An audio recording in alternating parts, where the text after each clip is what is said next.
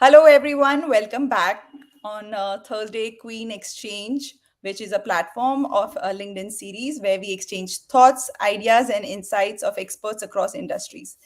Today's topic is very interesting. It's about upskilling and career growth strategies for young professionals.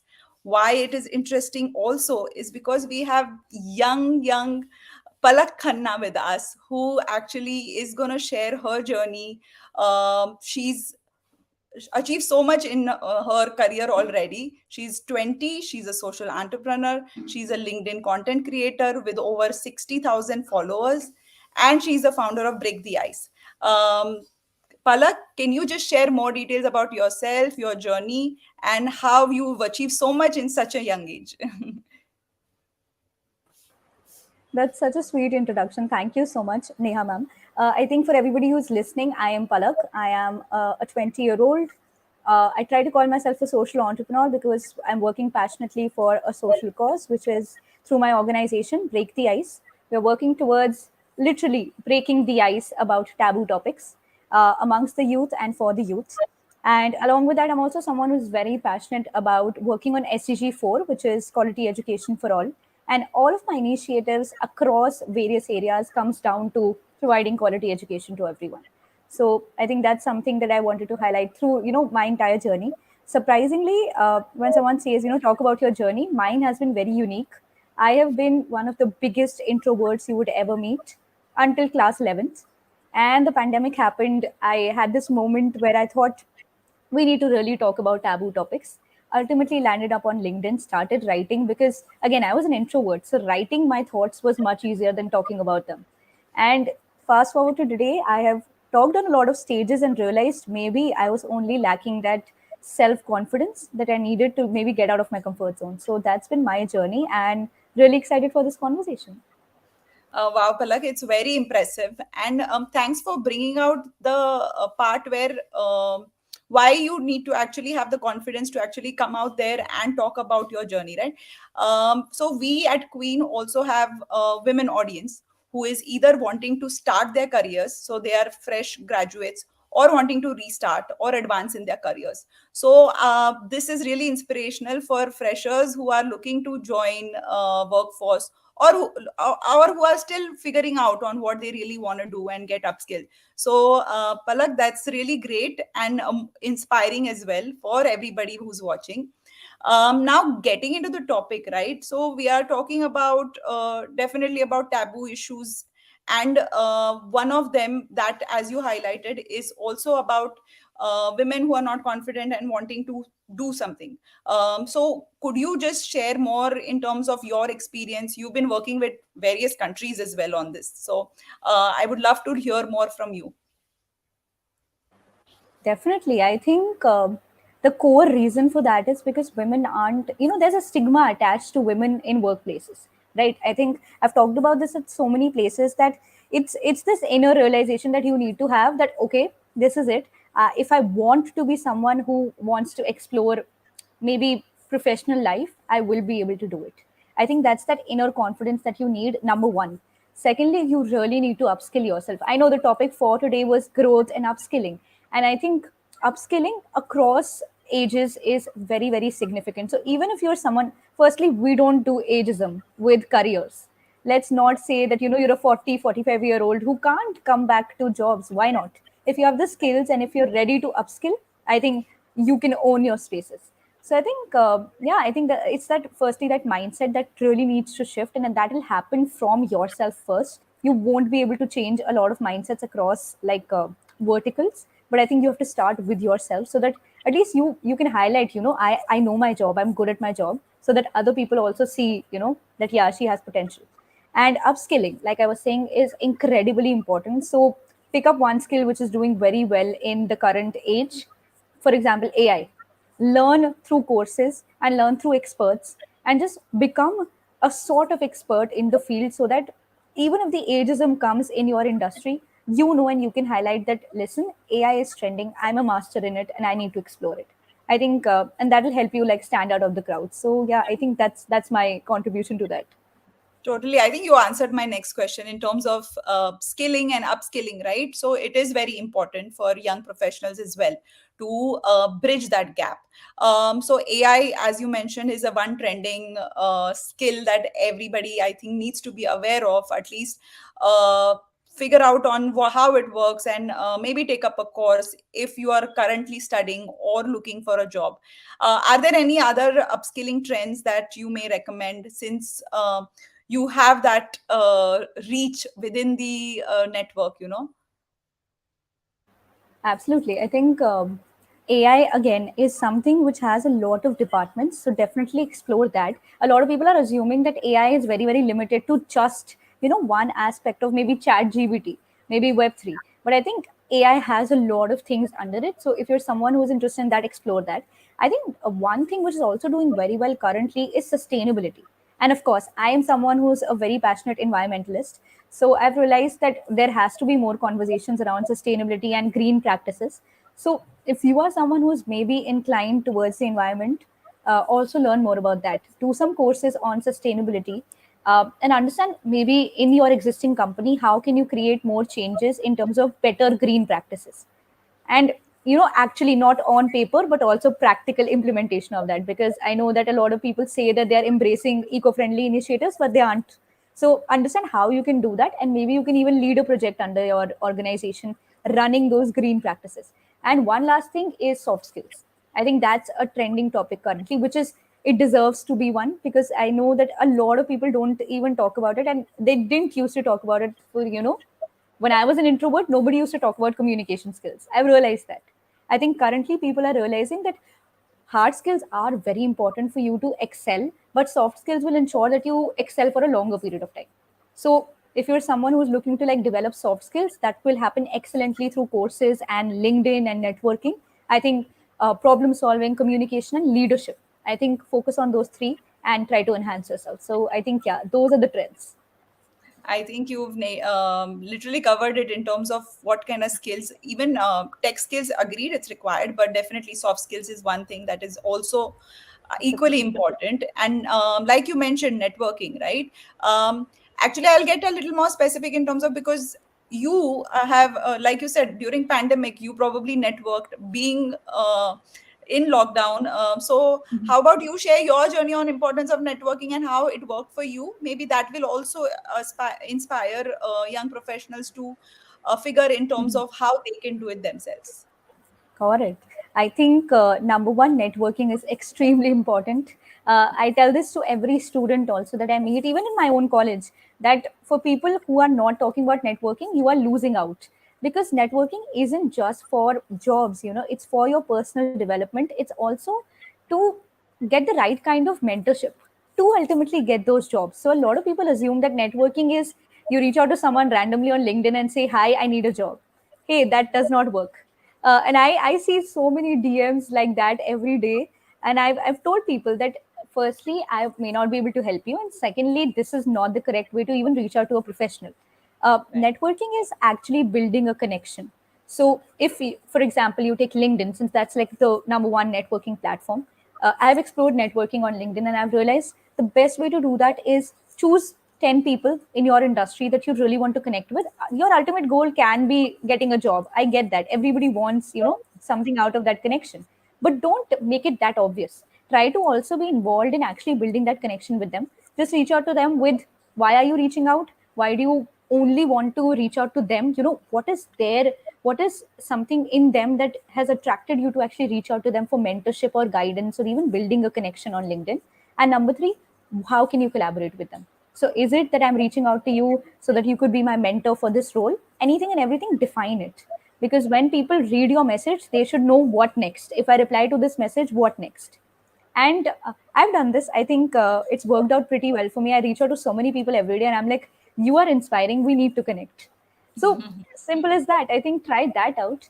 Networking is extremely important because also I've gotten one of my biggest mentors through networking, and not just online networking, also offline networking. So if you're going for offline networking events, make sure you take your business card, make sure you make the most out of those 5 7 minutes that you get with each person, and also highlight why do you want to stay in touch with them. So again, exchange LinkedIn maybe. LinkedIn IDs maybe, and on LinkedIn write that, this is the association, we met here. Let's have a 10-minute coffee chat. A 10-minute coffee chat is basically 10 minutes of interaction with that person, so that they don't feel like this is a overburden, of 30, 40 minutes of their time gone in a meeting with a random stranger. But also you get your time to maybe build that connection. So yeah, I think that's how you network well. Totally. And I think you need to be persistent and keep reaching out until you actually end up finding that right connect or success. Because I think it's a long process. Once you keep doing it, that's the only way you will be able to pursue it further, and eventually you will find success. Very true. Which you also added to the point of networking was how mentorship is important, and that's how you found your mentor. Please Yes. share in terms of how important it is to have a mentor. We at Qween also believe that mentorship is the most important thing as well, because especially looking up to someone who's actually excelling in that specific field that you're looking out for, and trying to connect with them and seeking their guidance. So maybe you can also share your journey in terms of how you found your mentor and how important it Absolutely. is to have one. Mhm. Absolutely. I think mentorship is underrated. I'm glad we are talking about it, because even while networking has become some sort of a buzzword now, at least amongst young professionals, I think mentorship is something that people don't talk about, simply because a lot of people gatekeep how they became successful as well, right? And every successful person has a mentor. It's indirectly a proven fact that you cannot excel on a solo basis, like, because you may not have the experience, you may not have the insights of that specific industry, so you need someone who's maybe an expert, or even someone who's ready to help you out become an expert. And mentorship, what is a positive is that person is ready to give you their time. So I think with mentorship, there is a lot of benefits. There are practically much more pros, and I think honestly, no cons, because you're just connected with someone who's a like minded individual who's wanting to help you out. One very interesting thing that has happened with me is that now I have four mentors. And what I've tried to do is I always reach out to mentors who can help me in different ways. So I am not a confident individual. I have never been, because I was an introvert. So I've gradually become an ambivert, and I've gradually become more confident, like in a relative way. But I think I reached out to one of my mentors that I only need help from you in building my confidence. And what we do is we catch up every 1 month, where they basically he takes a test of mine of how well and how more suitable of a confident individual I am. So it's simple. He's ready to help me, and he also takes insights from me, because he's also part of the social impact sector. And he said, young minds, they have different opinions on many of the things which are happening. So I'll help you in building your confidence. You help me in what next in the sector. So that's how it works. I think mentorship is a That's very excellent thing. a really interesting point that you brought out, right? That a mentor could be of any age, and while they are mentoring, they could also have so many takeaways from you as well. So it Yes. doesn't have to be a one-way street. It can always be a two-way, where they are also vested for some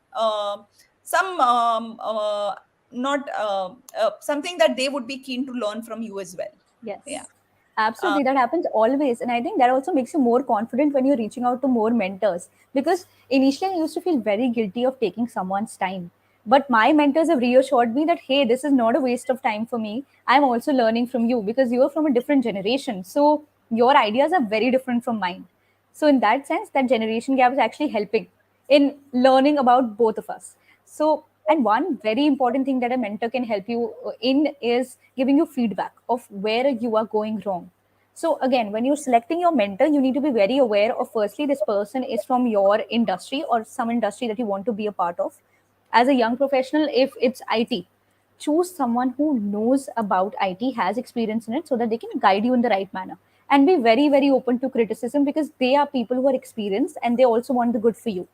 So when they are telling you, hey, this is not going right, you should be like, thank you so much for highlighting this. I wanted to know it from someone who was helping me out, rather than someone external who would have obviously pinched me in some way or the other, right? It would have hurt that, hey, maybe I'm not doing it well. So I think take very, very, so they're very helpful for giving you objective feedback. I think, so yeah, I think mentorship is extremely important. And I've got all of my mentors from online, offline, every kind of event, to be honest. And So it's just I'm sorry, but I'm personally curious. So one, you said to build your confidence. If you can elaborate more, I think this just gives ideas to people as well to yeah, yeah. actually learn from you in terms of what kind of mentorship is actually that they could also look out for. So please share more in Absolutely. detail. Absolutely. So, one of my other mentors is someone who lives abroad, and she's just helping me out in how I could also be a better entrepreneur. So, I'm always reaching out to her with, ma'am, this is the next idea that I have. Do you think this is feasible in maybe a global scenario?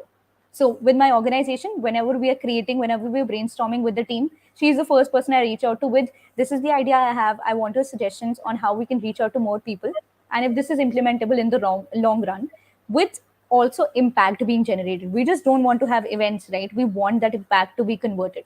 So Correct. yeah, I think it can be anything that you're passionate about. Make a note of 4 to 5 skills you want to learn, or maybe skills you already have and you want to enhance, and then reach out to people accordingly. So I'm someone who is passionate about entrepreneurship, social impact, and I lacked confidence. Exactly how I reached out to mentors to get the right kind of help from them.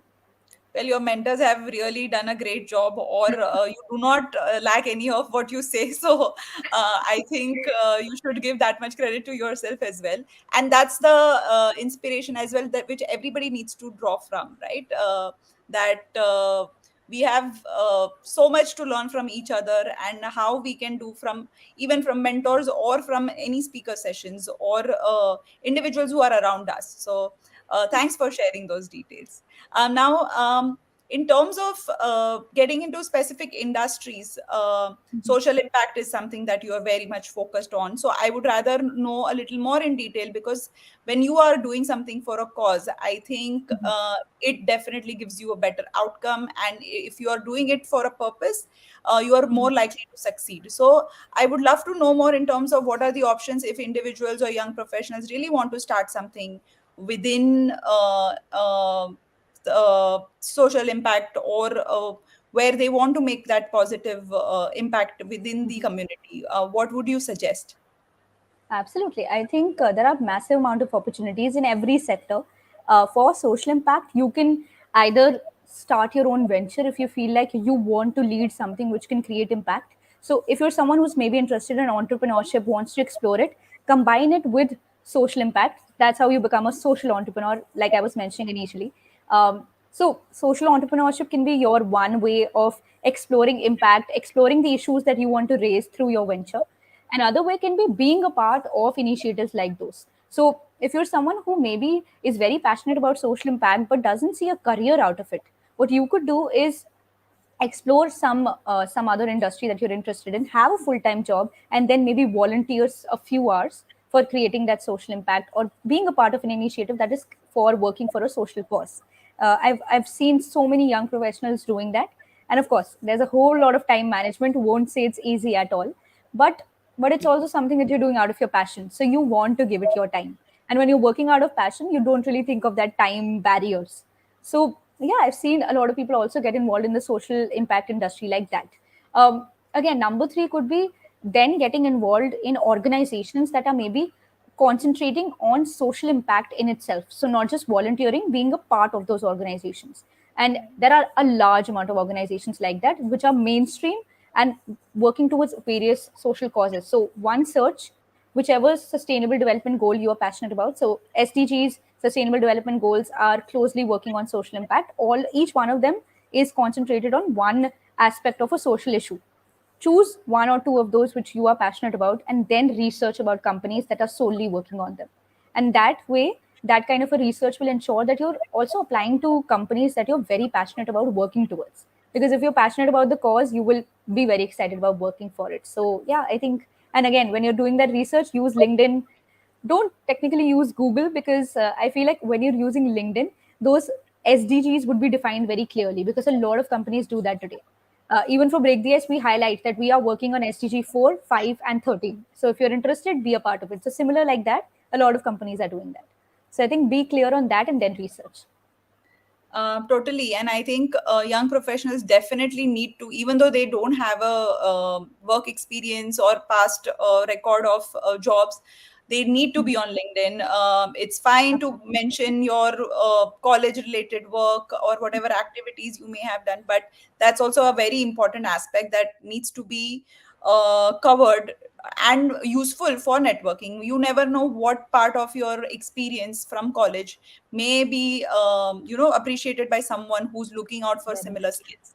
So definitely that's something that is very important.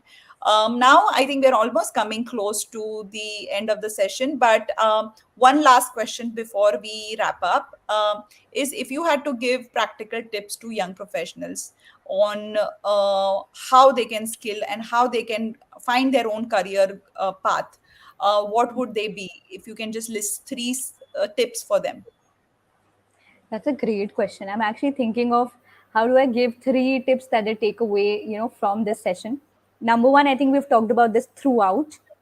Network, it's very, very important. And again, I think you mentioned this just a second back, that use LinkedIn to your advantage. Even if you're a student, it's really very, very simple to highlight one or two things that you're a part of and then build your profile. You don't really need to have like 10 experiences already to even get started with LinkedIn. I think that's a misconception. So if you're a young professional, even if you don't have any experience, of course you would be pursuing some kind of passion project, you would have certifications. Even if you've done an online course, make sure you highlight that on your LinkedIn. My LinkedIn 1.5 year back only had one thing, which was founder and CEO at Break.The.Ice. It was the only thing on my profile. And for the next 3 months, that was the only thing that was ever a part of my profile. And for the next 3 months, that was the only thing that was ever a part of my profile. And only that one specific thing. So I think, yeah, I think you don't really need to worry about, if you don't have any kind of experience, what next. So again, make a good LinkedIn profile and start from scratch. That's absolutely okay. Don't have that imposter syndrome stopping you, because when you come on LinkedIn, you will see so many people doing so much that you will feel that kind of. I feel that every day. I mean, a lot of people have told me that about my profile, but I felt that for so many people, and I'm like, this is human nature. We always want to excel and upskill, which is my number two, like my second tip. You have to upskill always. Don't get caught up in the imposter syndrome and in that comparison, but you have to upskill. Whether you're a young professional or someone who's re-entering the workspace, you really need to upskill, because you, in the world that we live in today, it's very competitive. And the only way that you can maybe shine across is through your skills, whether hard skills or soft skills. You have to make sure that you at least are staying updated with the current trends. So if AI is your thing, it's the most trending thing right now. Explore that in whichever capacity you have, and in whichever like time commitment you can even give it. It's fine if, even if you're giving it like half an hour a day. I give half an hour a day to reading, because I feel like I've lost the habit of reading and I have to get back to that. So even if 30 minutes is the only time you have, give it that. So number two is network. Number one is networking. Number two is upskilling. Number three is, I'm thinking, like we were talking about confidence. I know it's a very generic tip, but honestly, a lot of people don't focus on it. I never did. And I've realized that once you're confident, you are ready to network and upskill. So number one, the tip one and tip two will only come true if you are confident. And by confident, you don't really have to be someone who's like extremely confident about everything. You need to be confident about your own skills and things that you are bringing on the table. So if you don't know that, and if you feel like you don't really know what are the skills you bring to the table, it's absolutely okay. uh, Try to give 30 days of thought to it. Never give it like half an hour, 1 hour, 3 hours of thought. A lot of people say, write your top three skills and you have to write it in like seconds. That's not how it works. When you want to be self-aware and you want to use those skills for the long run, um, give it a good amount of time and think about what are the things that you think of every day and you want to work towards, and what are the skills that help you do that. And then come down to the top three or four skills you have and top one or two skills that you want to develop. And then go back to networking and upskilling to excel those skills that you've written on. I want to work on these. So I think, yeah, those are my three tips. I hope that was helpful. Generic, Yes, but Palak, helpful. I think the thought and the clarity that you have, I mean, I hope and wish that everybody who's pursuing their career should have that kind of clarity and wanting to do something meaningful for themselves, for the society, like you are doing. It's very inspiring, and thank you so much for spending this time with us. And we wish you all the good luck. And we hope that you make a bigger impact because Thank our you. I think our country and society needs many more young professionals like you who wants to also do something for the communities. So thank you so Thank you much, so Palak. much. Thank you so Thanks. much. Have a good day. Bye bye. You too.